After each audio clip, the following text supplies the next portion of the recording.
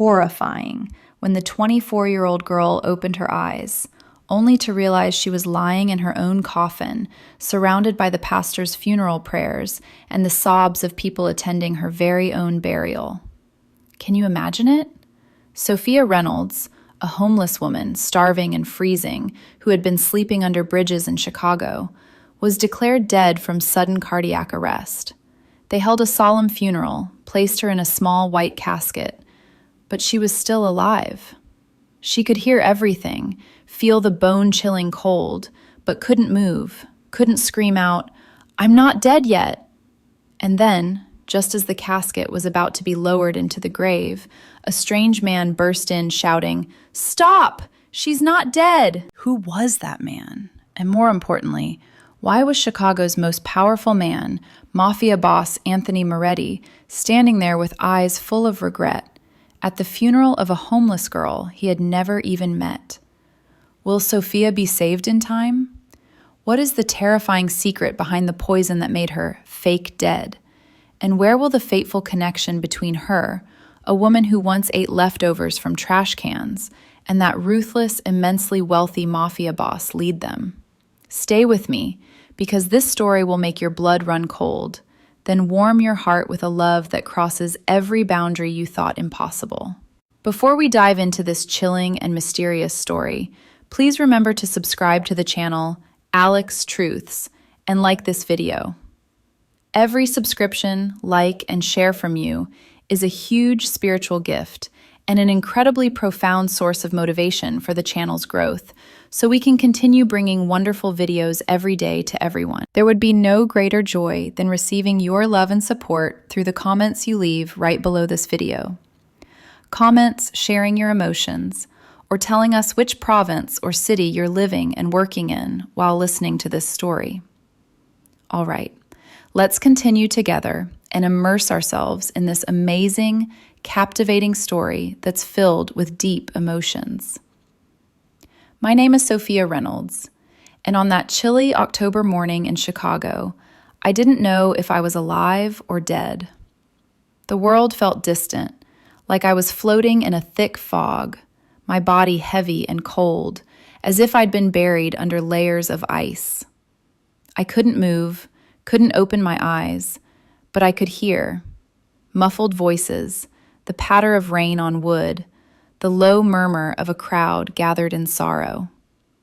It was October of the year 2025, and the air carried that crisp autumn bite, the kind that seeps into your bones when you've spent too many nights on the streets. I remembered the pain before the darkness took me. Hunger had been my constant companion for months, sharp, gnawing aches in my stomach that no scavenged scraps from dumpsters behind fast food joints could fully quiet.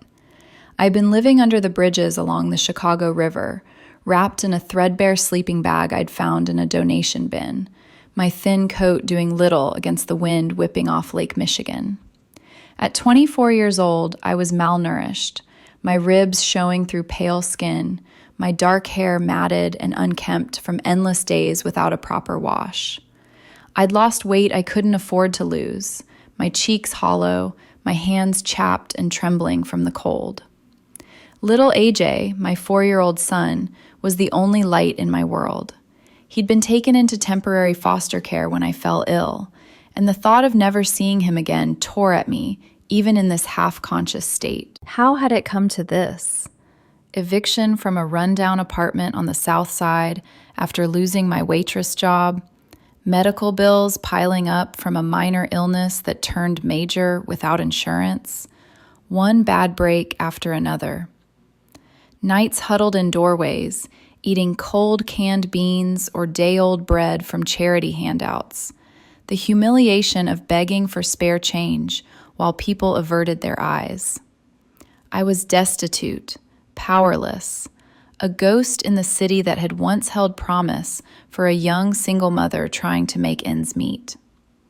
The unfairness of it all burned even now, the world moving on while I faded, invisible and forgotten. The voices grew clearer. A pastor's solemn words echoed in what sounded like a chapel on Chicago's north side, near the wealthy neighborhoods I'd only glimpsed from afar. We gather today to commend Sophia Reynolds to God's eternal care. My funeral. They thought I was dead. Sudden cardiac failure, the doctors had said. But something felt wrong. A faint flutter in my chest, like my heart was struggling, but not gone. Panic surged through me, weak and distant, but there. I wanted to scream, to pound against the lid of the casket, but my body wouldn't respond. Terror gripped me, buried alive, the ultimate cruelty for someone who'd already endured so much cold, lonely darkness.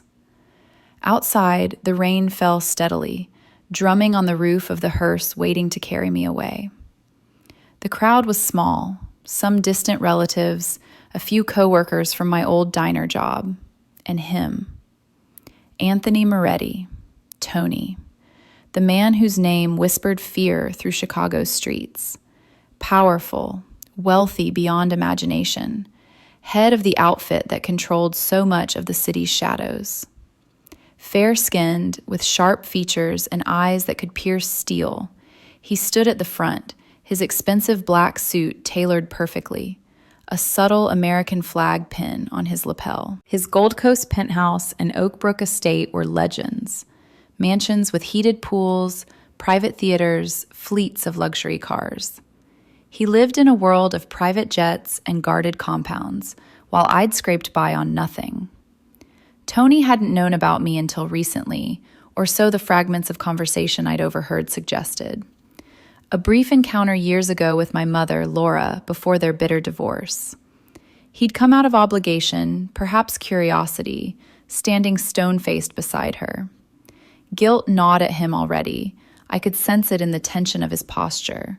Remorse for a life he might have changed, violent conflict raging inside a man who'd built an empire on ruthlessness, but now faced the fragility of loss. His hands, capable of signing orders that ended lives, trembled slightly as they rested on the casket's edge. The pallbearers, his trusted men in dark suits, lifted the small white casket. The procession began toward the door. Thunder rumbled outside, mirroring the storm in my fading mind. Horror flooded me, dizziness, numbness spreading through my limbs, a desperate fear that this was the end. Then a scream pierced the silence. "Stop! You can't bury her!" Every head turned. Bursting through the chapel doors came a man, wild-eyed and soaked, his old bear's jacket dripping rainwater onto the polished marble floor. He looked homeless, like me, gray stubble, tangled hair, face etched with hardship. Guards moved to grab him, but he fought, shouting, "She's not dead! Please, listen to me!" Tony raised a hand, halting them. Something in the man's voice, raw certainty amid desperation, made him pause, his dark eyes fixed on the intruder. "What did you say?" Tony's voice was low, commanding, laced with that inner turmoil, gnawing guilt for not protecting what might have been his, remorse clashing with the violent control he wielded daily. The man, Danny Harper, I'd learn later, met his gaze without flinching. "She's breathing. I saw it from outside. Her chest, the faintest movement. Please, just check." Laura, my mother, wailed from her seat. "This is insane. Our girl is gone." But Tony's expression shifted, a fierce conflict brewing, hope warring with grief, the powerful man suddenly vulnerable. "Open it," Tony ordered quietly. Gasps rippled through the crowd. His men hesitated, but he insisted, voice cracking with emotion he rarely showed. The casket lowered back. Tony's hands shook as he undid the latches himself. The lid opened. For a moment, silence. I lay there, pale and still, dressed in a simple dress someone had chosen, hands folded. Then my chest rose, the slightest whisper of breath. Someone gasped. Tony's fingers flew to my neck, pressing gently. A pulse, weak, irregular, but there.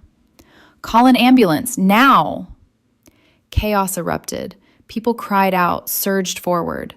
Tony scooped me into his arms, his voice breaking. "Hold on, just hold on." His embrace was strong, warm, worlds away from the cold streets. Confusion washed over me, fear mixing with a strange, guarded curiosity. Who was this man, holding me like I was precious? As sirens wailed closer, Danny stood frozen, relief and fear in his eyes. But outside, in the rain-slicked streets, rival shadows watched. A black SUV idled across from the chapel, men from a Detroit crew eyeing Tony's convoy. Tense words exchanged, warnings about territory, old grudges. Tony's guards tensed, hands near concealed weapons, a bold standoff ending with the rivals peeling away, but not before a shouted threat. "This ain't over, Moretti." Tony ignored them, focused on me, but the encounter heightened the suspense. His world of power clashing with threats, all while he carried me toward salvation. In the ambulance rushing to Rush University Medical Center, that towering, butterfly-shaped building on the near west side, a beacon of hope with its state-of-the-art wings, Tony never let go of my hand. His inner world tore apart, consuming remorse for years lost, guilt for my suffering, a violent surge of protectiveness, and something deeper, an overwhelming pull from the moment our eyes would meet, a passionate intensity blooming in his heart, fierce and undeniable. I drifted in and out, shock numbing me, dizziness from the toxin still lingering. Pain shot through my weakened body, but his presence anchored me. Fearful, guarded, yet curious, this wealthy stranger, with his remorseful gaze, had saved me from the grave. The gap between us yawned wide, his life of luxury, mine of pitiful poverty. Humiliating memories flooded, nights shivering in alleys, eating from trash cans, the unfair cruelty of eviction notices and empty promises from shelters. Yet in his eyes, I saw turmoil mirroring my own. Quiet moments in the ambulance held condensed stillness, rain pattering on the windows, monitors beeping steadily. Absurd unfairness had stripped me bare, but now a powerful man fought for me. At the hospital, doctors stabilized me. Toxin-induced coma, hypothermia from my impoverished state exacerbating it. Tony paced the private wing he'd secured, his wealth ensuring the best care. Another confrontation brewed outside, rival men loitering in the parking garage, dispersed by his guards in a tense, bold exchange of stares and warnings. Danny was brought in, cleaned up, given dry clothes. He sat quietly, the man who'd seen my breath from the street. When I finally woke fully, weak and disoriented, Tony was there. Our eyes met, his filled with an intense surge, love, passionate from that instant, overwhelming his guarded heart. Mine held confusion, fear, a timid spark of wonder. The drama intensified, tearing at us both. But in that moment, everything changed. The hospital room smelled of sharp antiseptic and warm coffee someone had brought in from the expensive cafe downstairs. I drifted in and out of a thick haze, my body aching like it had been dragged through miles of frozen Chicago streets. Every breath felt borrowed, every heartbeat a small miracle I didn't deserve. October rain tapped against the wide windows of the private wing at Rush University Medical Center, the kind of room I had only seen in television dramas. Soft lighting, heated blankets, machines that hummed quietly instead of beeping frantically, like in the overcrowded county wards I knew too well. I was Sophia Reynolds, 24 years old, and until a few days ago, I had been nothing, less than nothing. For months, I had slept under the Lower Wacker Drive viaducts, curled inside a torn sleeping bag beside the flickering heat of a metal drum fire shared with strangers. My coat had holes in both elbows, my shoes leaked, and hunger had become a constant, gnawing companion that hollowed my cheeks and left my hands trembling even when they were wrapped around a styrofoam cup of weak soup from a church shelter. I had gone days eating only half a stale bagel scavenged from a bakery dumpster. Nights when the wind off the lake cut straight through every layer until my teeth chattered so hard I feared they would break. Little AJ, my sweet 4-year-old boy, had been taken into emergency foster care when I collapsed on the sidewalk outside a convenience store, too weak to stand after another fever from sleeping in the damp cold. The unfairness of it still burned. One missed shift at the diner, one eviction notice, one illness without insurance, and everything crumbled.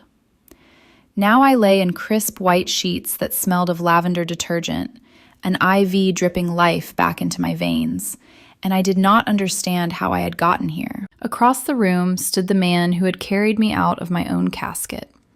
Anthony Moretti, Tony to those who feared him, paced slowly near the window, his broad shoulders tense beneath a charcoal cashmere overcoat that probably cost more than I had earned in a year of double shifts. His fair skin was drawn tight over sharp features, dark hair neatly trimmed, the subtle glint of a platinum watch catching the light each time he turned. Everything about him spoke of wealth that had been earned and guarded fiercely. The quiet authority in his stance, the way nurses straightened when he glanced their way, the 2 silent bodyguards outside the door who wore earpieces and expensive wool suits. His Gold Coast penthouse overlooked the glittering lakefront. His suburban estate in Oakbrook had gates and gardens I could only imagine. He lived in a world of private elevators, heated driveways, and plates piled high with food that never ran out. And yet his eyes, storm gray and restless, were fixed on me with an intensity that made my heart stutter. Guilt lived in those eyes, gnawing, violent remorse that twisted his handsome mouth whenever he thought I wasn't looking. I could feel it radiating from him like heat from pavement in summer. Regret for years he had not known I existed. Torment over the suffering I had endured while he built his empire. A fierce inner war between the ruthless man Chicago whispered about and the father he might have been. Every time our gazes met, something flared in him. Suspicion first, then a surge so powerful it stole his breath. Love. Not gentle or gradual, but sudden, overwhelming, burning from the very first moment he had felt my faint pulse beneath his fingers. It frightened him as much as it consumed him, this violent emotional conflict tearing at the walls he had spent decades building. I was terrified of it. Who are you? My voice came out soft, timid, barely above a whisper, polite the way a desperate person learns to be when speaking to someone older, someone powerful. My throat was raw from disuse, my body still weak from the toxin and months of malnutrition. Dizziness swept over me when I tried to sit up, the room tilting like I was back on the streets after too little sleep. Tony stopped pacing. He crossed the room in 3 long strides and gently pressed me back against the pillows, his hand lingering on my shoulder longer than necessary. Warm, strong, safe in a way I had forgotten safety could feel. "Easy, Sophia," he said, voice low and rough with emotion he was fighting to control. "I'm Tony Moretti. You're safe now." Safe. The word felt foreign, absurd after so many nights praying the wind wouldn't steal the last of my warmth. Tears pricked my eyes, humiliating, uncontrollable. I turned my face into the pillow so he wouldn't see. A quiet knock sounded. The door opened to reveal the man who had burst into my funeral, the outsider who had seen me breathing when no one else had. Danny Harper stepped inside, cleaner now in borrowed jeans and a soft gray sweater someone had given him, but still carrying the weariness of the streets in the lines around his eyes. 42 years old, once a respected Chicago Fire Department paramedic, now homeless after whistleblowing on hospital fraud that powerful people wanted buried. He had lost his license, his home, his family. For 3 years, he had slept in parks and under bridges, eating from the same charity lines I knew too well. His hands were calloused, his graying hair still damp from a real shower, and gratitude shone in his tired face as he looked at me. "She's awake," he breathed, relief cracking his voice. Tony's expression shifted. Gratitude toward Danny, yes, but also that fierce protectiveness flaring hotter when his gaze returned to me. "You saved her life," he told Danny quietly. "Anything you need, it's yours." Danny shook his head. "Just glad she's breathing." I watched them, confusion swirling with the dizziness. Why did this powerful man care so much? Why did his eyes hold that burning intensity whenever they rested on me? Fear crept in, guarded, instinctive fear learned from too many unkind strangers. Yet beneath it, a timid curiosity stirred. No one had ever looked at me the way Tony did, like I was precious and breakable and worth fighting the world to protect. Outside the window, sirens wailed faintly in the city distance. Tony's phone buzzed. He glanced at the screen and his jaw tightened. A message from one of his captains. Rival crews from Detroit had been spotted near the hospital, testing boundaries after word spread that Tony Moretti had nearly buried a young woman alive.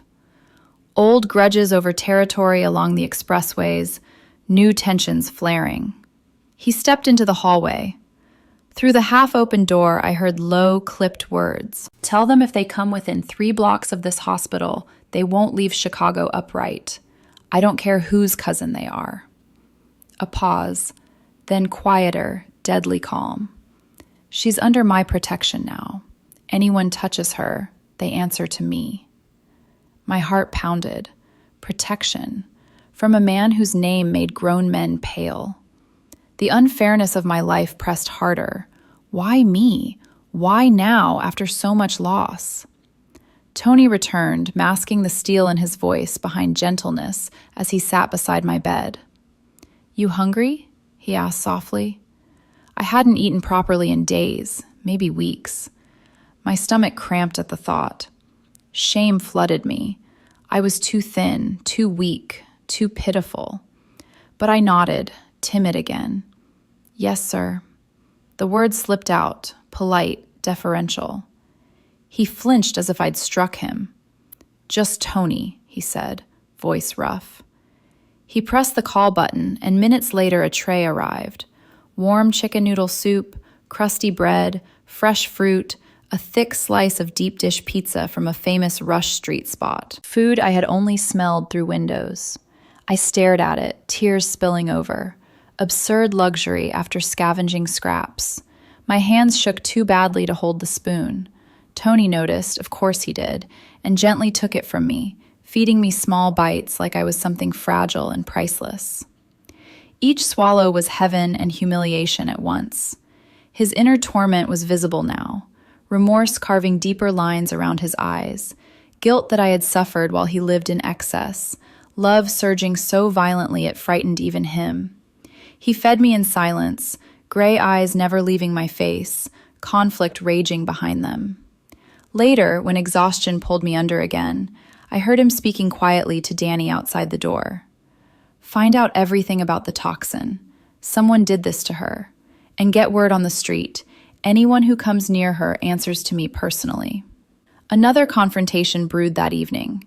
Tony's black Escalade was followed from the hospital by 2 unmarked sedans, Detroit plates. At a red light on Michigan Avenue, the chase turned bold. One sedan pulled alongside, window rolling down. Words were exchanged, sharp, threatening. Tony's driver stayed calm, but Tony leaned forward, voice carrying through the open partition. "You deliver a message. Sophia Reynolds is mine to protect. Cross that line and your bosses will be looking for new soldiers." The light turned green. The sedans fell back, but the threat lingered in the air like exhaust. Back in the room, night settled. Monitors glowed softly. Tony refused to leave, sitting in the leather armchair that cost more than my old apartment's rent. In the quiet, condensed stillness, rain drumming steadily, I watched him watching me. Fear and curiosity warred inside me. Who was he to me? Why this burning devotion in his eyes? And deeper, a fragile, terrifying wonder. After a lifetime of cold nights and empty hands, could someone this powerful truly want to keep me safe? The drama was only beginning, tearing violently at both our hearts. Days blurred into one another inside the private wing of Rush University Medical Center, where the October rain of the year 2025 had given way to colder, sharper winds that rattled the tall windows like impatient fingers. I woke fully on what the nurses told me was the 5th morning after my funeral, though it felt like emerging from a grave I had been buried in for years. My body was a stranger to me. Thin arms that once carried trays of coffee and plates of greasy diner food now lay fragile against snow-white sheets. My skin was pale and papery, ribs visible beneath the soft hospital gown, collarbones sharp enough to cast shadows. Sleep-deprived eyes, ringed with dark circles from countless nights under bridges and in doorways, stared back at me from the small mirror a kind nurse held up. My dark hair, once my only vanity, hung dull and tangled.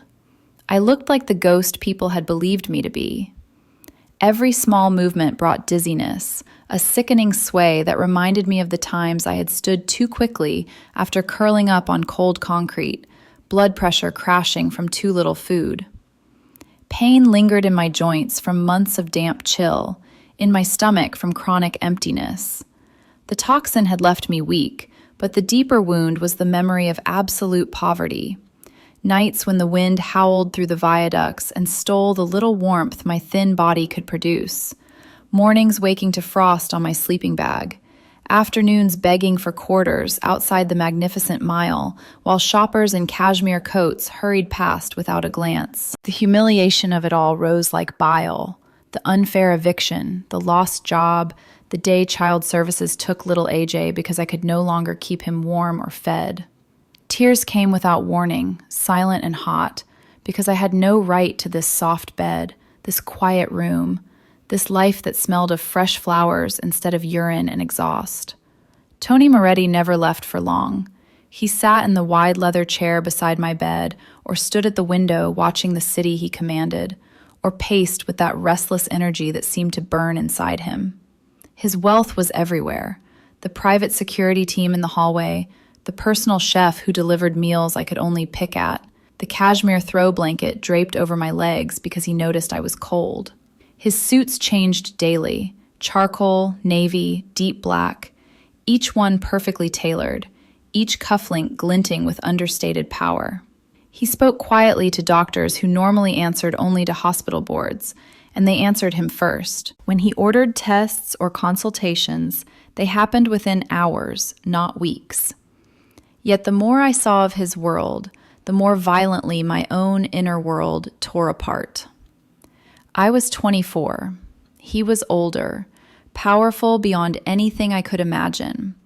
A man whose name made headlines I had once read on discarded newspapers in the library. Why did he stay? Why did his gray eyes soften into something fierce and aching every time they met mine? Suspicion coiled in my chest, guarded, fearful suspicion, learned from too many false kindnesses on the street. But beneath it, a timid, desperate curiosity grew. No one had ever looked at me the way Tony did, as though I were the only thing in the room worth protecting. And in his eyes, I saw the same tearing. Remorse lived there like a living thing, gnawing, violent remorse for every night I had suffered while he dined in penthouse restaurants. Guilt that I had nearly been buried alive while he drove heated cars through the same city. And something deeper, more dangerous, love. It had ignited the moment he felt my pulse, burning hotter with every hour he watched me fight to live. He fought it, jaw clenched, hands fisted at his sides, but it consumed him all the same. Passionate, overwhelming, tearing at the walls of a heart that had long been armored in steel.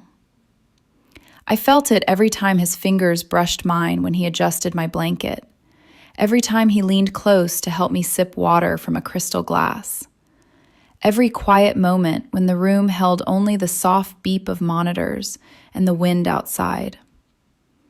One afternoon, the door opened and Danny Harper stepped in, carrying a small paper bag that smelled of warm bread and melted cheese. He had been given a room down the hall, new clothes, real meals, gifts from Tony's gratitude. But the weariness of the streets still clung to him. "I thought you might try a little Chicago-style hot dog," he said gently, setting the bag on the tray table. "Cut small, easy on the stomach." My eyes filled instantly. A hot dog, something I had once treated AJ to on rare good days, was now a luxury that undid me. Danny understood. He had eaten from the same charity lines, slept under the same cold sky. Tony watched from the foot of the bed, throat working as he swallowed. He nodded to Danny, a silent thank you that carried the weight of a life debt. I managed a few bites, tears slipping down my cheeks. Tony reached out without thinking, thumb brushing one away. The touch lingered. Electricity sparked, confusing, numbing, tearing at both of us. I froze, breath catching. He pulled back as if burned, remorse and longing warring openly on his face. That evening, trouble found us again. Tony had stepped out to take a call. Through the half-open door, I heard raised voices in the corridor, his captain reporting that Detroit rivals had parked a car across the street, watching the hospital entrance. Old territory disputes flaring because word had spread. Tony Moretti was distracted, vulnerable, protecting a nobody from the South Side. He returned minutes later, jaw tight, but his expression softened instantly when he saw me awake. "They won't come closer," he said quietly, answering the fear I hadn't voiced. I believed him, and that belief terrified me more than the threat outside. Later, when the nurses dimmed the lights for the night, Tony remained in the chair, coat draped over the arm, tie loosened. The city glowed beyond the window, his city, glittering and vast. I watched him in the low light, heart pounding with questions I was too timid to ask. "Why are you doing this?" I whispered finally, voice soft, polite, trembling. "You don't know me." He leaned forward, elbows on knees, hands clasped as though in prayer. "I know enough," he said, voice rough with everything he could not yet say. "I know you suffered things no one should. I know someone tried to take your life. And I know—" He stopped, throat working again. "I know I can't walk away." The silence that followed was thick, condensed, aching. Wind rattled the glass, monitors beeped steadily. In that stillness, something shifted between us, fragile, terrifying, undeniable. Outside, another confrontation brewed. Tony's phone lit with a message. The same Detroit car had circled the block again, slower this time. He stood, coat slipping on in one fluid motion. "Stay with her," he told Danny, who had appeared in the doorway. In the parking garage below, Tony met his men. The rival car idled at the exit ramp, windows lowered just enough for words. "This ain't your business, Moretti," a voice called. "The girl's nobody. Walk away." Tony stepped into the light, hands visible, voice calm steel. "She's everything. Tell your people, come near this hospital again, and there won't be a next time." The car peeled away, tires screeching, but the message was delivered. Suspense hung heavy in the cold air. Back upstairs, Tony returned to my bedside as though nothing had happened, but I saw the tension in his shoulders, the fierce protectiveness burning brighter. I reached out, a small, trembling hand, and touched his sleeve. "Thank you," I whispered, tears falling again. He covered my hand with his, careful, reverent. "Don't thank me yet, Sophia," he said, voice low and ragged. "I'm just getting started." In the quiet that followed, love and fear and longing tore violently through both our hearts. Hers, from a lifetime of cold nights, suddenly offered warmth she dared not trust. His, from a lifetime of power, suddenly confronted with something infinitely more precious than any empire. The bond was forming, fragile as frost, strong as steel, and neither of us could stop it. The toxicology report arrived on a gray afternoon in late October of the year 2025. delivered personally by a nervous doctor who kept glancing at the 2 silent bodyguards outside my door. Tony stood at the foot of my bed, reading the pages, his face carved from stone, but I saw the tremor in his fingers, the same fingers that had fed me soup only days ago. Deliberate poisoning. A rare paralytic toxin, expensive and nearly impossible to trace, designed to mimic death so completely that even experienced physicians had pronounced me gone. Someone had wanted me buried alive. Horror crashed over me like Lake Michigan waves in winter, cold, suffocating, relentless. My chest tightened until breathing hurt. Dizziness swept in again, the room tilting as memories flooded back. The sudden weakness on that last night under the bridge, the bitter taste in the only bottle of water I had found, the slow numbness spreading through limbs already thin from hunger. I had thought it was just another illness from the cold, another unfair cruelty the streets dealt to the powerless. Now I knew it was murder. Tears spilled hot and silent. I turned my face into the pillow so Tony would not see how pitiful I was. 24 years old, malnourished, ribs pressing against skin, once reduced to eating discarded fries from fast food bags just to quiet the cramps. The humiliation of it all rose again. Nights when wind knifed through every layer of ragged clothing. Mornings waking with frost in my hair. Afternoons standing outside grocery stores praying someone would spare $1 so I could buy milk for AJ. All of it while the city's powerful lived untouched in heated mansions. Tony's shadow fell across the bed. He sat carefully on the edge, the mattress dipping under his weight, and laid the report aside. His hand hovered near mine, wanting to comfort but afraid to presume. "They won't touch you again," he said, voice low, edged with something deadly. I swear it. But the suspicion had already taken root. That evening, his longtime consigliere, Vincent Rossi, Vinny, arrived. Tall, silver-haired, impeccably dressed, he had been Tony's closest friend since boyhood. He greeted me with polite warmth, but his eyes assessed, weighed, measured. He urged caution about Danny Harper, the homeless outsider who had saved me. "We don't know him, Tony," Vinny said in the hallway, voice carrying through the half-open door. "Shows up out of nowhere, knows exactly what toxin was used, gets instant access to you and the girl. It's convenient." Several of Tony's capos echoed the doubt in quiet conversations I overheard. A destitute woman from the South Side, a homeless ex-paramedic, both unknowns suddenly inside the inner circle. Whispers that perhaps Danny had staged the drama for reward, or worse, that I had been part of some larger play. The unfairness struck like a slap. After everything, cold nights, empty stomach, losing my son to foster care, now suspicion because I had dared to survive? I pulled the luxurious blanket higher, shame burning my cheeks. Tony's wealth surrounded me everywhere. The silk pajamas someone had bought in my size, the fresh orchids on the windowsill replaced daily, the private nurse who checked my vitals with gentle efficiency.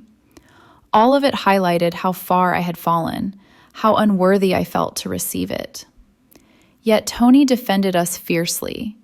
He returned to my bedside after dismissing Vinny, jaw tight with restrained anger.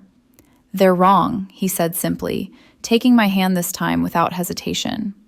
His palm was warm, calloused in places despite his wealth, a reminder that power had not always come easily to him either. The touch sent fire through me. Confusion, fear, guarded wonder, all warred inside my chest. I wanted to pull away, convinced I did not belong in his world. But I could not. His gray eyes held that same burning intensity, love surging so violently it frightened him as much as it drew him. Remorse tore at him anew. Every visible rib, every tremor in my thin fingers, a fresh accusation against the years he had not known to protect. In the underground loading dock, cold wind whipping through concrete tunnels, Tony confronted them personally. 3 men in dark jackets. Tony returned to my room 20 minutes later, coat flecked with rain. He said nothing of the confrontation, only poured a glass of water and held it to my lips when my hands shook too badly. I drank, tears falling again. "Why do they hate me?" I whispered, voice soft, timid, aching. "I've never hurt anyone." His throat worked. He set the glass down and cupped my face gently, careful, reverent, as though I might shatter. "They don't hate you," he said roughly. "They fear what you mean to me." The admission hung between us, raw and terrifying. Love, passionate, consuming, tearing violently at his guarded heart, poured from his eyes. He fought it still, guilt and remorse raging alongside it. How could he claim the right to feel this when I had suffered so much unknown to him? For me, the shock was numbing. Someone this powerful, this wealthy, looking at a broken, impoverished woman as though she were his entire world. The disparity crushed me. His heated cars and private wings against my frozen nights and charity soup. Yet in his touch, I felt safety I had forgotten existed. Later, Danny brought news that Child Services had been contacted. Tony's quiet influence already working to return little AJ to me once I was stronger. Another kindness I could never repay. I cried then, openly, shoulders shaking. Tony held me carefully, arms strong around my fragile frame, his own heart tearing wider with every sob. In the quiet that followed, rain drumming steadily against the windows, suspicion lingered in the shadows of his world. But here, in this room of impossible luxury, something fiercer was growing, a bond neither of us could deny. And it terrified us both. The discharge day came too soon, or perhaps not soon enough.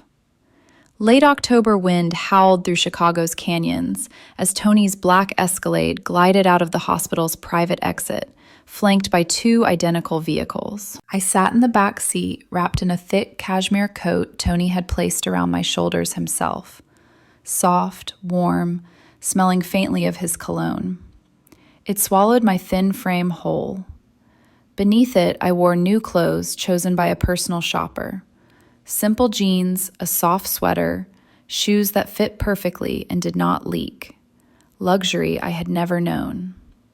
Yet every bump in the road sent dizziness spinning through me, a reminder that my body was still frail from months of hunger and cold nights. My hands trembled in my lap. I was 24, but felt ancient, worn down by the unfair cruelty of eviction papers, of standing in welfare lines that never moved fast enough, of watching little AJ cry from hunger while I had nothing to give him. The memory of sleeping under the Roosevelt Road Bridge, wind slicing through every layer until my teeth chattered uncontrollably, rose like a ghost.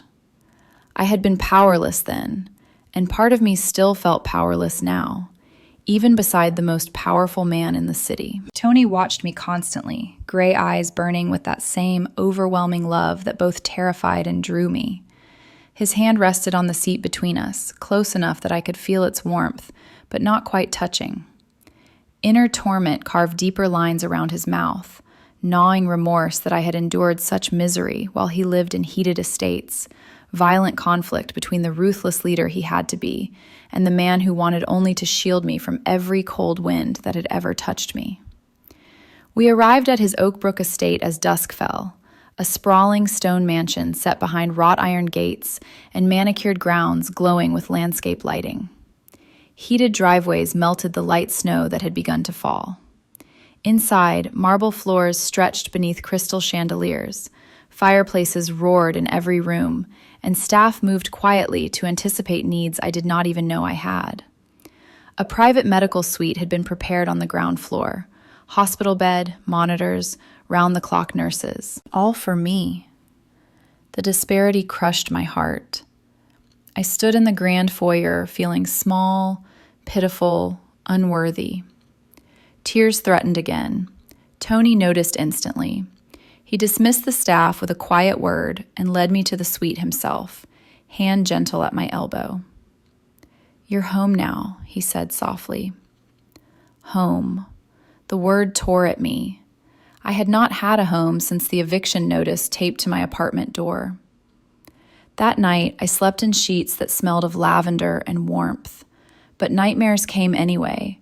Cold wind, empty stomach, AJ's small hand slipping from mine as strangers took him away. I woke gasping, dizziness sweeping over me so fiercely I nearly fell trying to stand. Tony was there before I could call out. He had been sleeping in the adjoining sitting room, door open. He gathered me carefully against his chest, strong arms cradling my fragile weight. "I've got you," he whispered into my hair, voice ragged. "No one will hurt you again." His heart pounded against my ear, fast, fierce, torn by love and guilt and fear. I felt the violent surge in him, the burning need to protect that warred with remorse for every night he had not been there.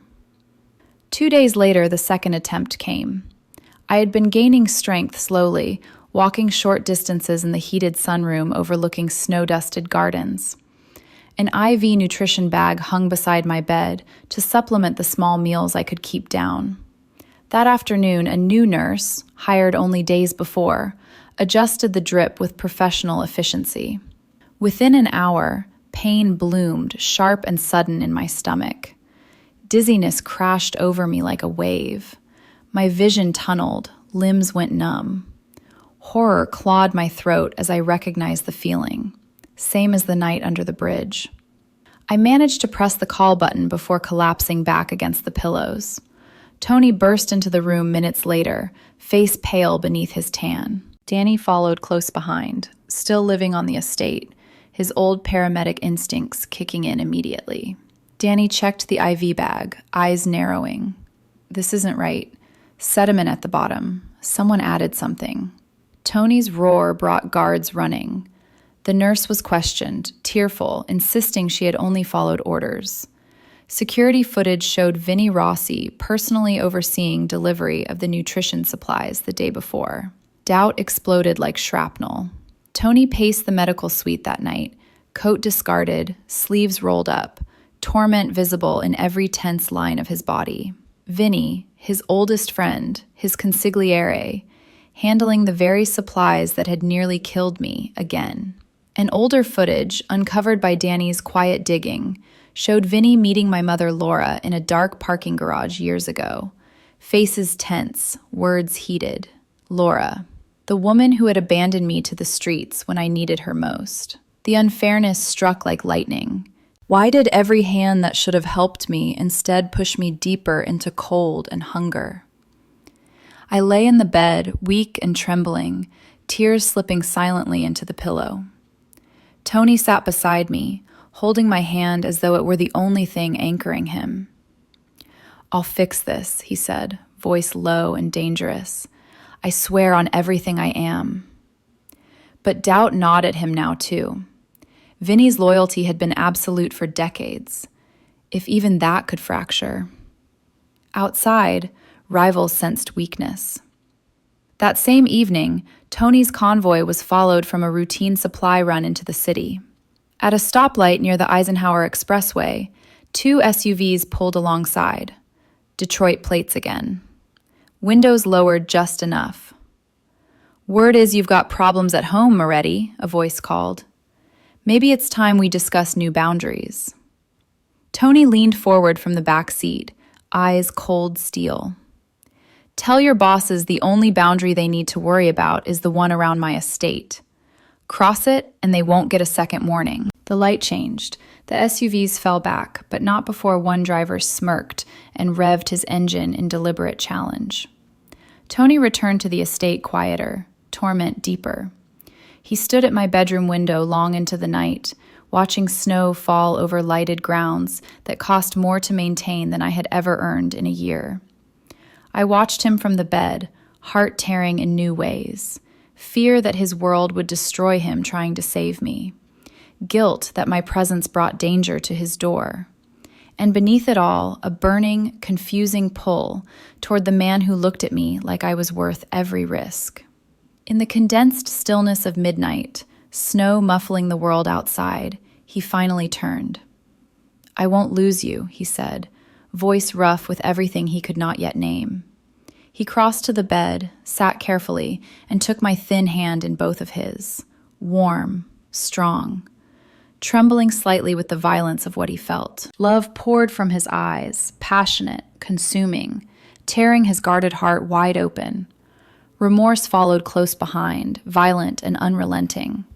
I felt the same tearing, from destitute nights of wind and hunger to this impossible warmth, from suspicion to a timid, desperate wonder.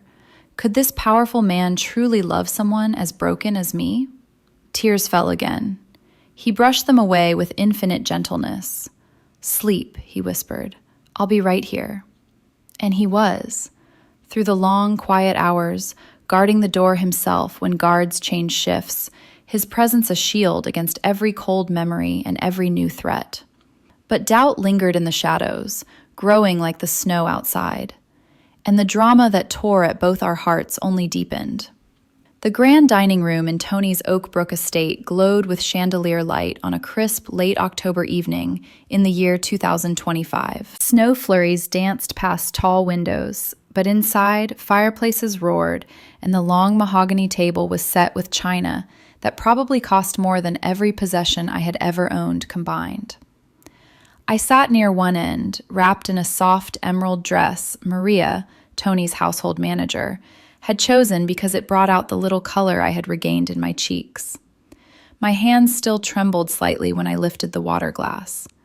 I was 24, but the mirror that morning had shown a woman who looked older.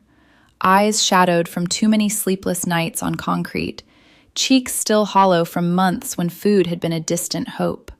The memory of scavenging half-eaten sandwiches from park trash cans, of curling into a ball under the Wabash Avenue Bridge while wind howled like a living thing, pressed against my heart even here, surrounded by warmth and plenty.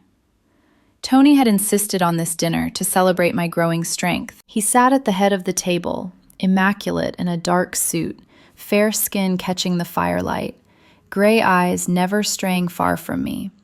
The burning love in them had only grown fiercer, tearing at him more violently with every day. Remorse gnawed deeper, every visible reminder of my suffering, thin wrists, faint scars from cold exposure, was a fresh wound to his soul. He fought the intensity of what he felt, but it consumed him all the same. Around the table sat those closest to him. Vinnie Rossi, silver-haired and composed. My mother, Laura, invited at Tony's quiet request. Danny Harper, cleaned up and uncomfortable in borrowed finery. And Marco, the loyal capo who had become my quiet shadow. The meal began with polite conversation. Roast beef carved tableside, fresh vegetables glistening with butter, warm rolls that steamed when broken open. Food I had once dreamed about on empty nights. I ate slowly, afraid my stomach would rebel, tears threatening at the simple abundance. Then Danny spoke. He laid a folder on the table with careful hands. Inside were pharmacy records, security stills, copies of anonymous threatening texts sent to the new phone Tony had given him. The nutrition bag that poisoned Sophia, Danny said quietly, was signed for, personally, by Vinnie at the hospital pharmacy 3 days before the second attempt. The room froze. Vinnie's fork paused halfway to his mouth. His smile did not waver, but his knuckles whitened. "I always handle medical supplies for the family," he said calmly. "You know that, Tony." Danny continued, voice steady. "The texts telling me to stop asking questions came from a burner phone purchased with cash at a store whose security camera shows a man matching your height and build." I felt dizziness sweep over me again, the chandelier lights blurring. Horror clawed my throat. Vinnie, the man who had smiled kindly at me, had tried to end my life twice? Tony's face had gone very still. He looked at the evidence slowly, page by page. When he reached the texts, Crude threats calling me worthless street trash. Something shattered behind his eyes. "Vinny," he said, voice deadly soft. "Explain." Vinny set his fork down with deliberate care. "You're letting emotion cloud judgment," he said. "This girl shows up, nearly buried alive, conveniently saved by a homeless stranger who knows rare toxins, and suddenly she's living in your house, eating at your table. She's a weakness, Tony. I did what I had to do to protect the family." Laura gasped. "You monster! She's my daughter." Vinny's gaze flicked to her, cold now. "And you helped, Laura. Bitter about the past, wanting her gone so Tony would feel the pain you did." Laura's face drained of color. Tears spilled down her cheeks. "That's a lie. You threatened me years ago with old secrets. I never agreed to hurt her." The unfairness struck me like a physical blow. My own mother tangled in this web?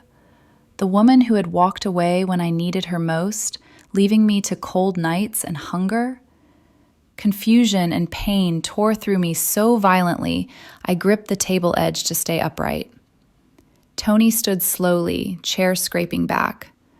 The room seemed to shrink around his fury and heartbreak. "You tried to kill her," he said to Vinny, each word carved from ice. "Twice. He stopped, throat working, unable to finish whatever word had almost escaped. Love and rage warred openly on his face. The passionate surge he felt for me, burning since the moment he lifted me from the casket, now fueled a protective violence he barely contained. Vinny stood as well, mask finally slipping. "I did it for you," he said, voice rising. "You were going soft, distracted by a nobody from the streets. This family needs strength, not charity cases." Marco's hand moved toward his jacket. Guards appeared silently in the doorways. Tony stepped closer to Vinny, close enough that the older man paled. "She is not a nobody," Tony said, voice low and lethal. "She is everything." The words hung in the air, raw and undeniable. I had not meant to listen. After the accusations exploded across the dining table, dizziness had swept over me so fiercely that I slipped from my chair, murmuring something about needing air. No one noticed me leave. Tony's attention fixed on Vinny with lethal focus, Laura sobbing into her hands, Danny and Marco tense as drawn wires. I fled down the hallway on unsteady legs, the emerald dress whispering against marble floors that cost more than every meal I had ever eaten in my life combined. My heart pounded with horror and betrayal. Vinny, kind, avuncular Vinny, had tried to kill me not once, but twice. And my own mother, accused of helping him.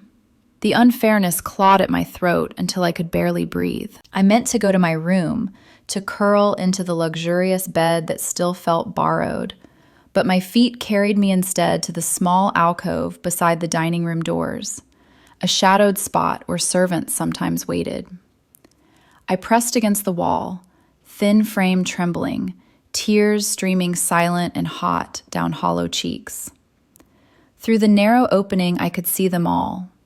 Tony stood like a storm, contained in human form, fair skin drawn tight over sharp features, gray eyes burning with a rage and pain I had never witnessed. His hands, capable of commanding an empire, of signing orders that shifted millions, clenched at his sides as though holding back a tidal wave. Vinny faced him, mask gone now, resentment pouring out after decades of loyalty. "I watched you build everything," Vinny said, voice rising, "and then you risk it all for her, a girl from the streets. Weakness, Tony. She makes you weak." Laura wept harder. "She's my daughter. How could you?" Vinny turned on her. "You hated him enough once. I only needed a little push. Those old secrets from before the divorce, easy leverage." Tony's voice cut through like a blade. "You used her mother against her. You poisoned an innocent woman who had already suffered more than anyone should." Innocent. The word struck me like a blow. I had never felt innocent, only powerless, desperate, pitiful. Nights under bridges with wind slicing through every threadbare layer, stomach cramping from hunger, waking to find frost on my eyelashes. The humiliation of begging outside train stations while commuters averted their eyes. Losing little AJ to foster care because I could not keep him warm. All of it rose again, tearing violently at my heart. And now this. But something else stirred beneath the pain, quiet, fierce, unexpected. Courage. I had survived the streets. I had survived being buried alive. I had survived a second poisoning. And in the weeks since, hidden in the quiet hours when Tony thought I slept, I had done something no one knew. I had recorded Vinny. It began the day he visited my medical suite alone, thinking me asleep. He had stood at the window, phone to his ear, voice low and gloating. Once she's gone, he'll harden again. No more distractions. The Detroit crews will back down when they see the old Tony return. He had said more, dates, methods, his contempt for the street trash weakening his boss. I had fumbled for the new phone Tony gave me, hands shaking, and pressed record beneath the blanket. Evidence, insurance, something a powerless woman could hold against a world that had always crushed her. Now, as Vinny's lies filled the dining room, claiming Laura's full complicity, painting me as the architect of my own tragedy, something inside me snapped. Not fear this time. Courage. I stepped from the alcove. The room fell silent as I entered, thin and trembling, but upright. All eyes turned to me. Tony's face drained of color, then flooded with fierce protectiveness and something deeper, pride, perhaps, seeing me stand. "Sophia," he said softly, stepping toward me, "you shouldn't." I raised a shaking hand. My voice came out small at first, timid, the way it always did when speaking to someone older, someone powerful. "Please, I need to say this." I pulled the phone from my dress pocket. Simple, inexpensive compared to the devices around the table, but it held truth. "I recorded him," I said, voice gaining strength. "Weeks ago, when he thought I was sleeping." I pressed play. Vinny's voice filled the room, cold, calculating, bragging about the poisonings, about using Laura's old secrets only as leverage, never with her consent, about how my death would save Tony from weakness. Vinny lunged for the phone, but Marco intercepted him effortlessly, pinning his arms. Laura stared at me, tears streaming, whispering, "My brave girl." Tony's eyes never left mine. In them, I saw the full force of what he felt. Love surging so violently it stole his breath. Remorse that I had carried this burden alone. Pride that I, thin, malnourished, once destitute, had found strength he had never expected. He crossed the room in 3 strides and pulled me gently into his arms. I felt his heart pounding against my ear, the violent conflict within him, rage at Vinny, guilt for bringing me into danger, overwhelming passion for the woman who had just proven her quiet courage. "You didn't have to do this alone," he whispered against my hair, voice rough with emotion. I clung to him, tears falling anew. "I was scared," I admitted softly, "but I couldn't let him hurt you." The admission hung between us, fragile and powerful. Vinny struggled in Marco's grip, cursing, but Tony ignored him. He cupped my face with infinite tenderness, thumbs brushing away tears. "You saved us both tonight," he said, voice breaking for the first time. Outside, snow had begun to fall harder. Tony's phone buzzed, another report of Detroit vehicles circling the estate perimeter. Rivals sensing blood in the water after whispers of internal betrayal. Tony handed the phone to Marco without looking away from me. "Handle it." Minutes later, in the heated circular driveway lit by floodlights, Tony confronted them himself. 3 SUVs idled at the gates. He walked out alone, coat open despite the cold, hands visible but presence absolute. The lead driver lowered his window. Problems at home, Moretti? He called mockingly. Maybe it's time we talk expansion. Tony stopped 10 feet away, snow collecting on his dark hair. The only expansion you need to worry about, he said calmly, is how fast you leave my property. Sophia Reynolds is under my protection. Anyone questions that again answers to me, personally. The driver hesitated, sensing the shift. The old steel returned, tempered now by something fiercer. The SUVs reversed and departed, tires crunching on fresh snow. Tony returned inside, snow melting on his shoulders, and found me waiting in the foyer. The house had gone quiet. Vinny secured elsewhere, Laura weeping in a guest room, Danny coordinating with guards. In the condensed stillness of the grand hallway, fire crackling in the nearby hearth, Tony approached slowly. He took my thin hands in his warm ones. "You were magnificent," he said, voice low and ragged. I shook my head, tears falling again. I was terrified. "And still you stood," he whispered, braver than any soldier I've ever known. He pulled me close again, arms careful around my fragile frame. I felt the full force of his love then, passionate, consuming, tearing his heart wide open. No more fighting it, only surrender. For me, the shock was numbing and exquisite. From cold nights and empty hands to this impossible warmth, this powerful man holding me like I was his entire world. In that quiet moment, snow falling silently outside windows that overlooked grounds worth millions, something irreversible bloomed between us. Courage had brought me here. Love would carry us forward, and neither of us could turn back. That night, snow fell heavier than Chicago had seen all season. The estate's grounds glowed white under floodlights, gates locked, security patrols doubled. Inside, the mansion felt like a fortress, warm, silent, deceptive. I lay in my medical suite, unable to sleep. The confrontation at dinner replayed in my mind. Vinny's betrayal, Laura's tears, Tony's voice cracking when he said I was everything. My heart ached with a mix of relief and terror. Relief that the truth had come out. Terror that the danger was far from over. I was still weak, thin arms, hollow cheeks, body that tired after minutes of walking. Memories of cold nights under bridges lingered like frost on skin. Wind howling through gaps in my sleeping bag. Stomach cramping from days without food. Waking to find my fingers numb and blue. The humiliation of it all pressed harder now, contrasted with the heated floors and silk sheets beneath me. I felt like an intruder in this world of wealth. Tony had checked on me before retiring to his study.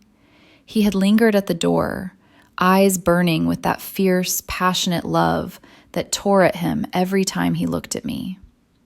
"Rest," he had said softly. "I'll be close."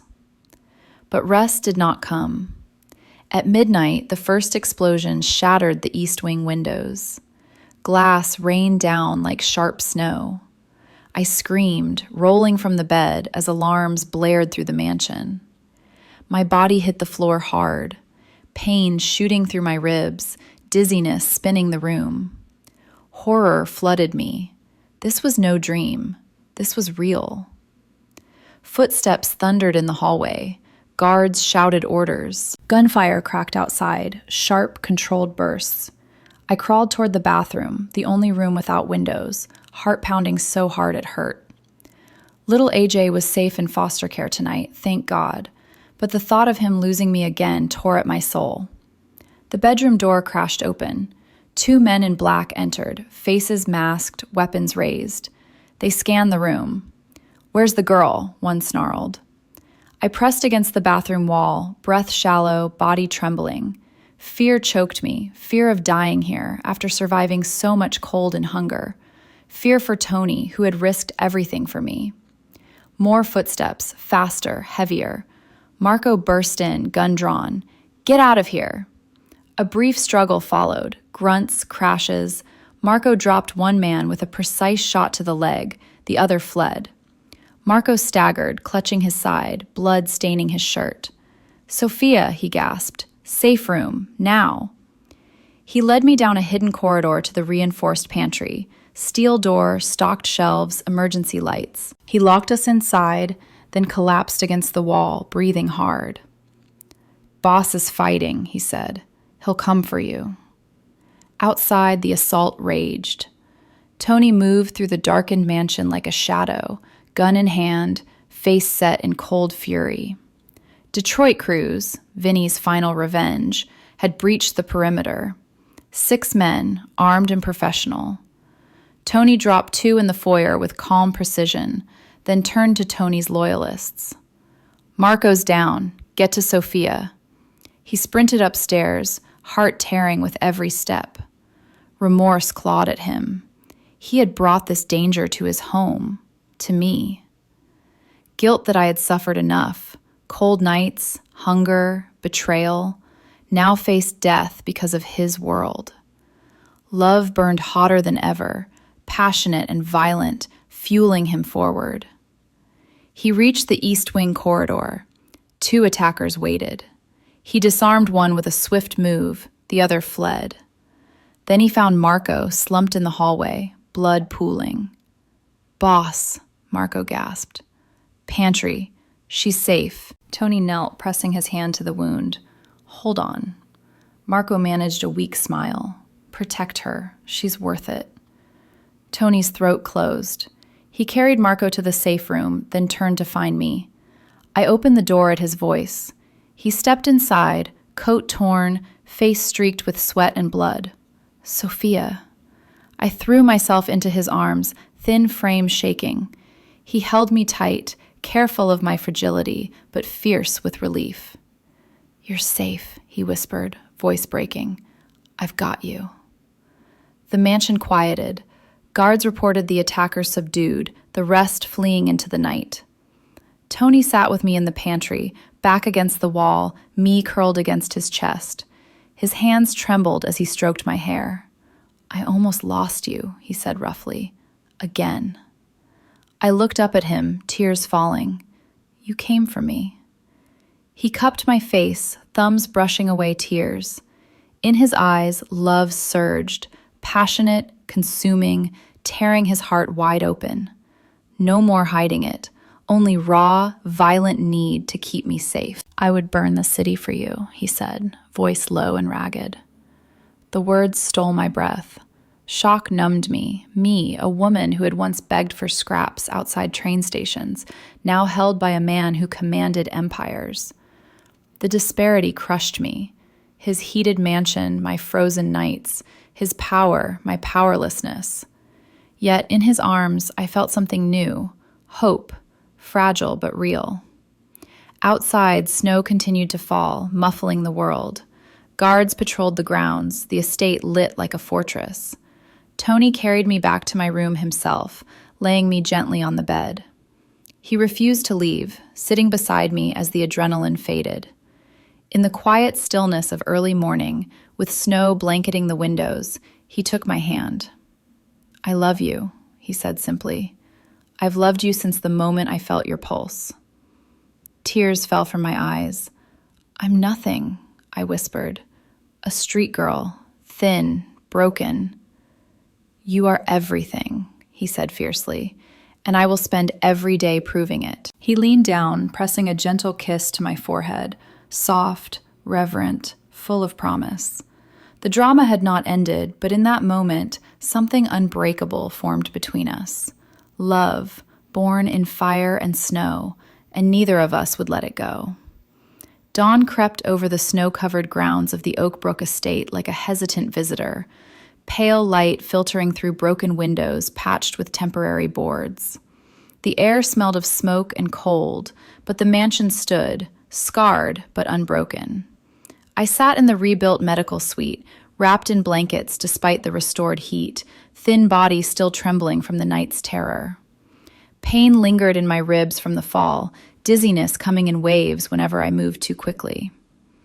My reflection in the window showed a woman who looked like a ghost, hollow cheeks, dark circles under eyes that had seen too many cold dawns on concrete. The memory of those nights pressed harder now. Wind slicing through threadbare clothes, stomach empty for days, waking to find frost on my eyelashes, while the city's wealthy slept in warmth. The unfairness of surviving that, only to face hired attackers, felt like the final cruelty. Tony had not left my side since carrying me back to this room. He sat in the wide chair, coat discarded, shirt sleeves rolled up, fair skin marked with bruises and small cuts from the fight. His gray eyes were bloodshot from lack of sleep, but they never left me. Love burned there, passionate, overwhelming, tearing his heart with every breath. Remorse carved deeper lines around his mouth. Guilt that his world had nearly taken me after I had already lost so much to the streets. Violent conflict raged behind his calm exterior. He wanted to hold me, protect me, never let go, yet feared his touch would remind me of the danger he brought. Marco had not survived. The loyal capo who held the staircase so Tony could reach me had bled out before help arrived. Tony had held him at the end, promising his family would never want. Now that promise weighed like stone on his soul. Vinny was gone too, quietly, permanently, in the hours after the assault. Tony had handled it himself, face unreadable, returning with snow on his shoulders and blood on his hands that no amount of washing erased. The attackers had been repelled, their leaders scattered. Word spread quickly through Chicago's shadows. Cross Tony Moretti now and pay dearly. Yet peace felt fragile.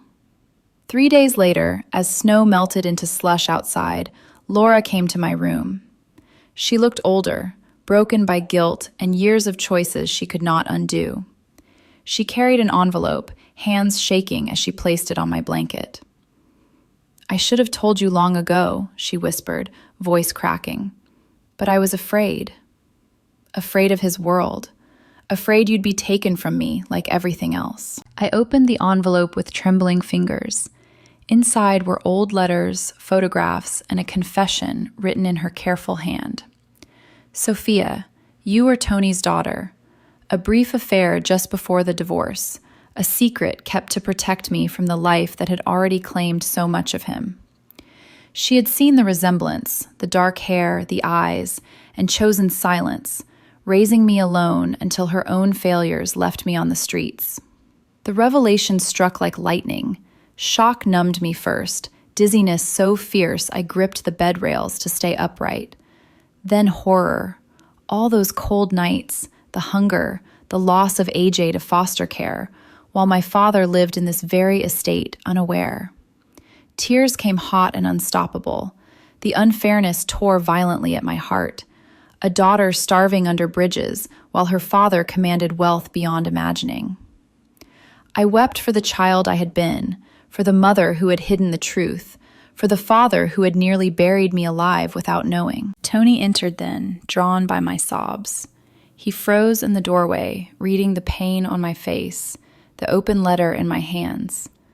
Laura stood, tears streaming, and told him everything. The change in him was devastating. Color drained from his fair skin. He staggered to the chair, sitting heavily as though struck. Eyes that had burned with love now filled with anguish beyond bearing. "My daughter," he whispered, voice breaking. "All this time, my own daughter on the streets, cold, hungry, alone." Remorse crashed over him like a wave, violent, consuming, tearing his guarded heart to pieces. Guilt that he had not known, not searched, not saved me sooner. Love surged deeper, fiercer, passionate protectiveness now layered with the primal bond of blood. He knelt beside my bed, taking my thin hands in his trembling ones. "Forgive me," he said roughly. "I didn't know. If I had..." I reached out, touching his face with fingers still too cold despite the heated room. "You saved me anyway," I whispered, voice soft, timid, aching. "You pulled me from the casket. You gave me warmth when I had none." He pressed his forehead to my hands, shoulders shaking with silent sobs, a powerful man undone by the weight of years lost. Laura left us alone. In the quiet that followed, snow melting against the windows, Tony held me carefully, father and protector at once. The love in his eyes had transformed, intensified beyond anything I had seen. Burning passion now joined with paternal fierceness, remorse fueling a vow to give me every good thing his wealth could buy. Days passed in healing. Little AJ was brought home, Tony's influence cutting through bureaucracy like a warm knife through snow.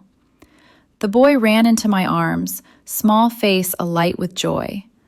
Tony watched, tears in his eyes, as his grandson, unknown until days ago, called me Mama again. He spoiled us both with gentle extravagance, new clothes that fit perfectly, rooms filled with toys for AJ, meals prepared by chefs who asked my childhood favorites. The disparity still humbled me. Marble bathrooms larger than shelters I had slept in, heated pools where AJ learned to swim while I watched from cushioned chairs. Yet the revelation healed something too. Tony and I spoke late into nights, sharing stories he had never told anyone, his own hard beginnings, the choices that built his empire, the loneliness at the top. I told him of cold winds and empty stomachs, of humming lullabies to AJ in doorways to keep him calm. Each confession tore at us, but bound us closer. One evening, as snow fell softly again, Tony found me in the library overlooking the gardens. He carried a small box. Inside, a delicate necklace with a single diamond that caught the firelight. "For my daughter," he said quietly, "who survived more than anyone should have to." I let him fasten it around my neck, fingers brushing my skin. When I turned, his eyes held everything: love, pride, remorse, burning need to make every lost year right. "I love you," he said, voice rough, "as my child, as the strongest woman I've ever known." Tears fell again, but softer now. In the condensed stillness of that snow-lit room, father and daughter held each other, two hearts torn by years of separation, now mending in warmth neither had dared hope for. Outside, rivals kept distant. A final confrontation came on a city street weeks later, Detroit remnants testing boundaries one last time. Tony met them at a neutral corner, flanked by loyal men, voice calm steel. "The war ends here. Sophia Reynolds is my daughter. Touch my family again, and there will be nothing left to bury." They left without challenge. The message spread. The Moretti family was whole now, stronger than before. And in the quiet estate, amidst wealth that once felt impossible, I began to heal.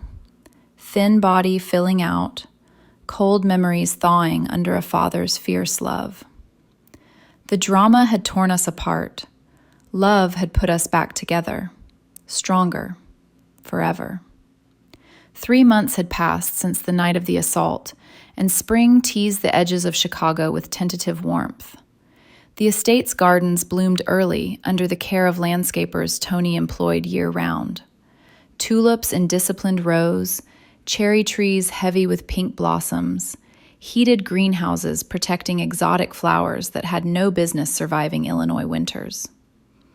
Inside, the east wing had been rebuilt better than before. Thicker glass, reinforced walls, security systems that cost more than most people earned in a lifetime. I walked those gardens daily now, gaining strength with every careful step. My body was filling out slowly, cheeks less hollow, arms less fragile, but the mirror still showed traces of the woman who had once curled under bridges, ribs pressing against skin from chronic hunger, hair matted from weeks without a proper wash. Nights of wind knifing through every layer of ragged clothing lingered in my bones, like frost that refused to thaw completely. Little AJ ran ahead of me on the flagstone paths, laughing as he chased butterflies, his small shoes new and sturdy. Tony watched from the terrace, coffee in hand, eyes soft with the fierce paternal love that had become my daily reality. He spoiled us gently. Private tutors for AJ, closets filled with clothes I had never dared dream of, meals where I could choose anything, and it appeared without question. Yet beneath the gratitude, something uneasy stirred. It began with an anonymous envelope slid under my bedroom door one April morning. Plain white, no writing on the outside. Inside, a single sheet of laboratory letterhead and a DNA report. I read it once, then again, the words blurring as dizziness crashed over me so violently I had to sit on the edge of the bed. My hands shook uncontrollably. The room tilted. Nausea rose sharp and sour. The test, commissioned secretly, paid for in cash, proved conclusively that Tony Moretti was not my biological father. Laura had lied. The man whose brief affair she claimed had fathered me was, in truth, a married accountant from the suburbs. A one-night mistake she had hidden behind Tony's name because the resemblance was close enough, and his power offered protection she desperately wanted for her child. She had convinced herself the lie was mercy, keeping me away from the dangers of Tony's world while giving me the invisible shield of his rumored paternity. The unfairness struck like a physical blow. All those years, cold nights under viaducts, stomach cramping from days without food, begging for quarters outside train stations while shoppers hurried past, had been built on a fabrication. My father, the man who had fought for me, cried for me, nearly died for me, was not my father at all. Tears came hot and silent, then turned to sobs that shook my still fragile frame. Horror and grief tore at my heart. I had no right to any of this, the estate, the safety, the love. I was back to being the street girl, the nobody, only worse, because now I had tasted belonging, and it was about to be taken away. I hid the report beneath my pillow and said nothing for days. Tony noticed immediately. He found me in the garden one afternoon, sitting on a stone bench beneath blooming cherry trees, staring at nothing. Petals drifted around me like soft pink snow. He sat beside me, close but not touching, sensing the distance I had unconsciously built. "Talk to me," he said quietly, voice rough with worry. I could not look at him. "I'm not your daughter," I whispered, voice soft, timid, breaking. "The test came. Laura lied. You're not my father." The words hung between us, devastating. Tony went very still. Color drained from his fair skin. For a long moment he said nothing, only stared at the blossoms as though seeing them for the first time. Then the storm broke inside him. He stood abruptly, walking a few paces away, hands clenched at his sides. Remorse, already his constant companion, now became a living torment. Guilt that he had claimed a bond that was not his by blood. Violent conflict between the fierce paternal love he had embraced and the fear that he had no right to keep me in his world. He turned back, eyes glistening. "I don't care what a piece of paper says," he said, voice raw. "You are my daughter in every way that matters. The nights you suffered, cold, hungry, alone, while I lived like this," he gestured helplessly at the estate, "that pain is mine now. I won't let biology take you from me." But doubt had taken root in him too. That night he withdrew. He slept in his study, claiming work. Meals became quiet. He watched me with the same burning intensity, but now layered with anguish.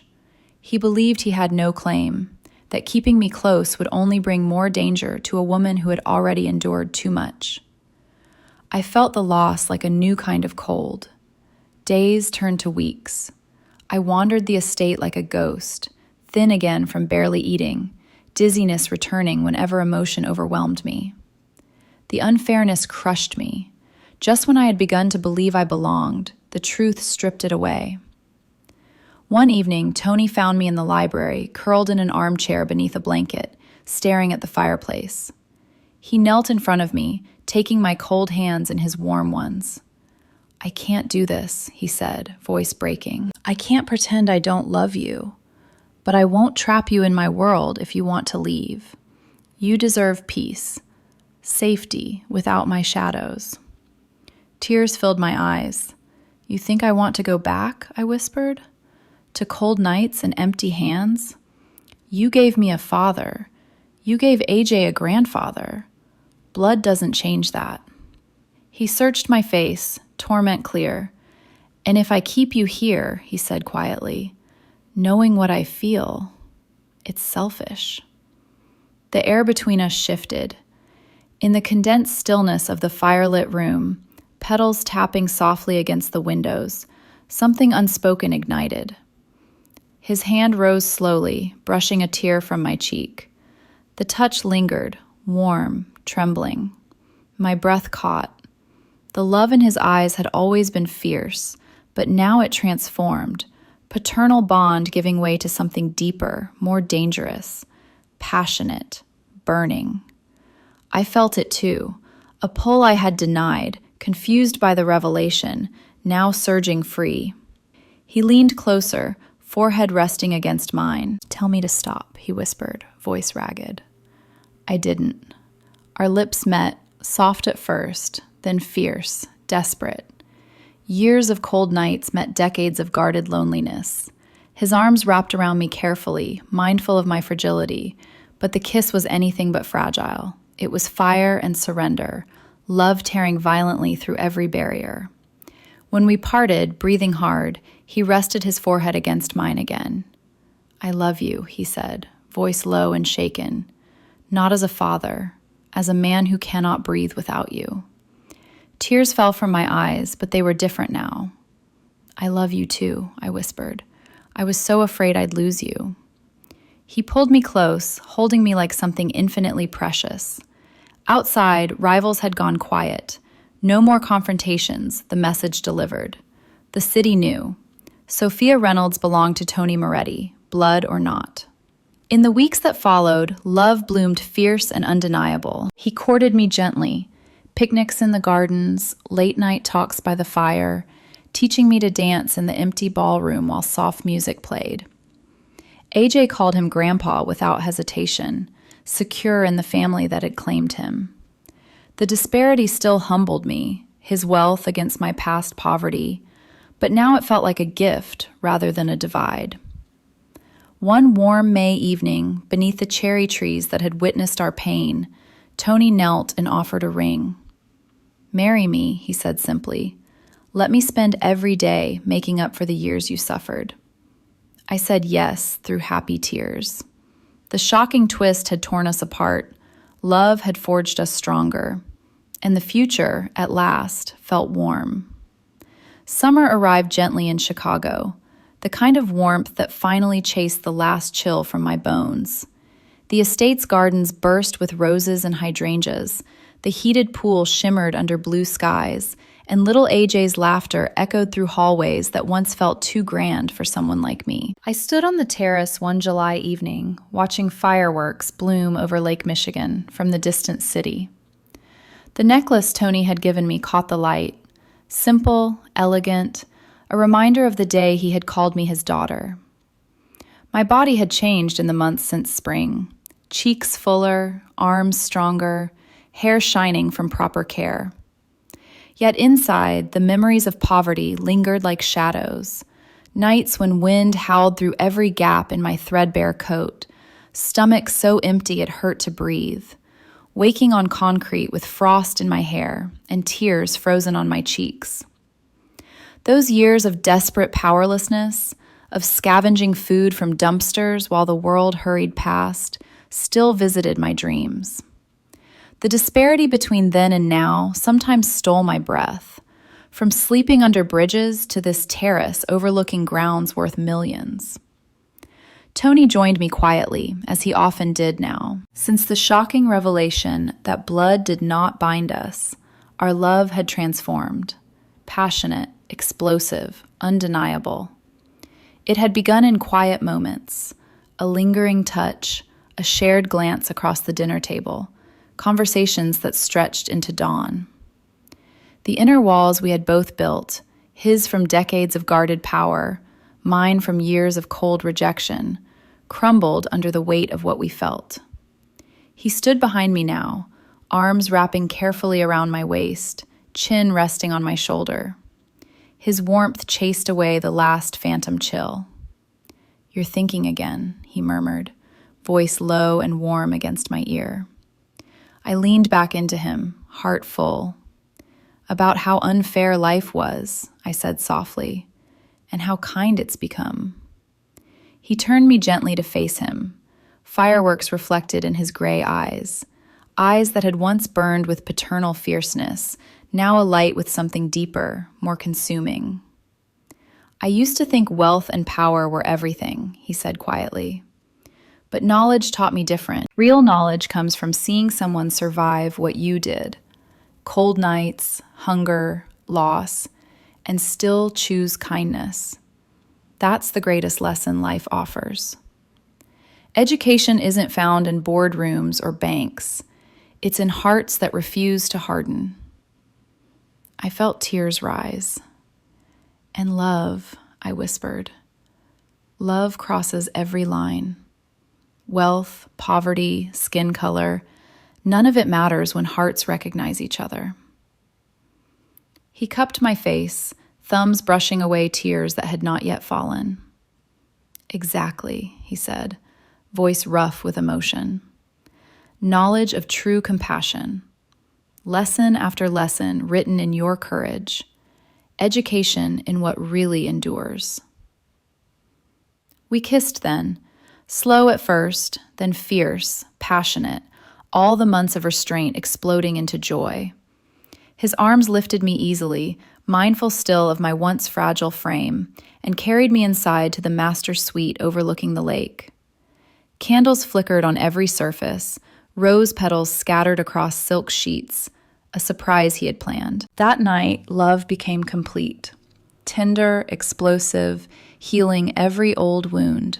No more cold nights, no more empty hands, only warmth, safety, belonging. Autumn came, then winter again. On the first warm day of spring the following year, we married quietly at Wrigley Field during the Cubs' home opener. Tony's private box transformed into a garden of white flowers, Danny as best man, AJ as ring bearer in a tiny Cubs jersey. Only closest family and loyal friends attended. Vows were simple, heartfelt, promises to cherish, protect, build a life richer in love than any fortune.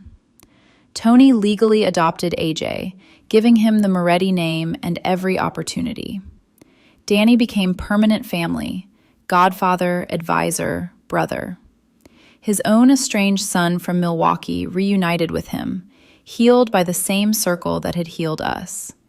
We traveled, quiet trips to warm beaches, mountain cabins, places I had only seen in magazines during cold library hours. Tony taught me to drive his vintage Mustang, laughing when I stalled at stoplights.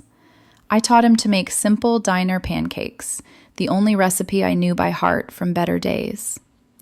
Life lessons came gently now, knowledge that love transcends blood, lesson that compassion bridges every divide, education in choosing kindness daily, knowledge that wealth means nothing without someone to share it, lesson that poverty cannot dim a bright spirit, education in forgiveness of Laura, of the past, of ourselves. One evening in late summer, we sat on the terrace again, AJ asleep inside, city lights twinkling across the lake. Tony took my hand. "I used to believe power was control," he said softly. "But real knowledge is surrender, to love, to family, to second chances. The greatest lesson life ever taught me was you." I smiled through tears. "And you taught me that no night is too cold, no hunger too deep when love finds you." We kissed under the stars, passion still fierce, hearts still healing. Love, regardless of skin color, regardless of wealth or poverty, had won. It always does. If you've been touched by Sophia and Tony's journey, from cold streets to explosive love, from heartbreaking revelation to unbreakable family, please subscribe to the channel Alex Truths, like this video, and share it with someone who needs hope today. We post engaging stories every day that remind us of the knowledge that compassion changes everything, the lesson that love crosses every boundary, and the education that kindness is the truest strength. Tell me in the comments, how did this story make you feel? Have you ever seen love overcome impossible odds in real life? Share your heart. I read every comment and cherish the emotions you trust me with. Wishing all of you good health, a joyful life, and daily peace. See you in the next video. Disclaimer: all stories on this channel are fictional and created solely for entertainment purposes. Any resemblance to real people, events, or places is purely coincidental.